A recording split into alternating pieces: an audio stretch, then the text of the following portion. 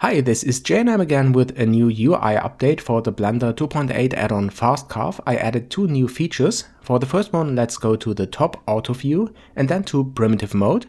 The current primitive is a rectangle, that's fine, and when I draw the shape now, you can see the dimensions at the lower left-hand corner of the rectangle. And with this feature combined with the grid snapping option, you can add primitives with exact measures. Okay, then I press Ctrl and left click and the object is created. I didn't define a target for this, so the difference operation is not executed. That's okay. And then I go ahead and add another primitive for which measurement info is displayed now, and this is the circle. As you can see here, the radius is displayed in the center of the circle while I'm drawing it, and the size of the circle's points adjust with the size of the circle. This means the size of the points increase when I increase the radius of the circle. And again, with snapping enabled and moving the mouse cursor along a vertical or horizontal axis, you can add exactly measured circles. A cylinder for the circle is again created, and the next thing I like to do is to cut a hole into the cylinder that I just created. So I define the cylinder as the target, increase the draw distance a bit, and then I draw a circle again with a radius of, let's say, 0.3, and then I have to set the mode to difference, not union, and then I press Ctrl key and left click to cut into the object. Okay, nice. Now I want to join all the objects that I created, and to do this I also added a shortcut. You can select the objects, for example with the box select, and then press Union in the Selected Objects panel of the Fast Carve add-on.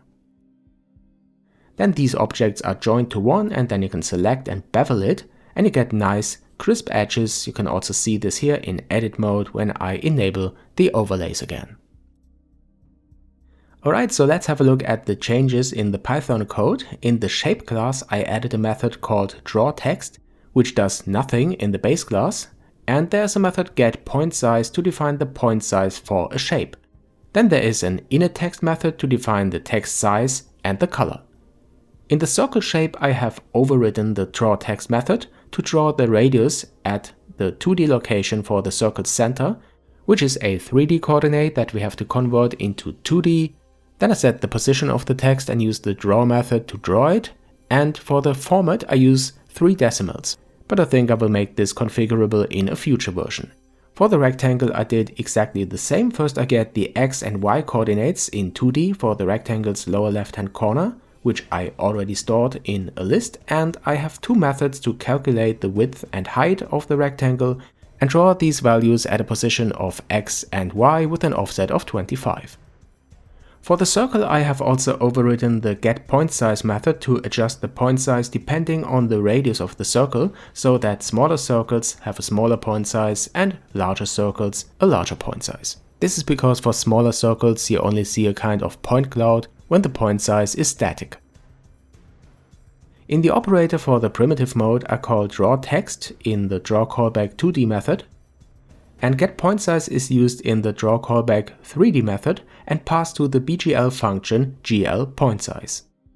So you see guys, it's pretty straightforward and extendable. Please let me know if you have any other features in mind that you want me to implement, and I will take these into consideration. Add your ideas or wishes to the comments below. Don't forget to subscribe to my channel if you haven't already. I say thanks for watching guys, thanks for your support, and I'll see you in the next one.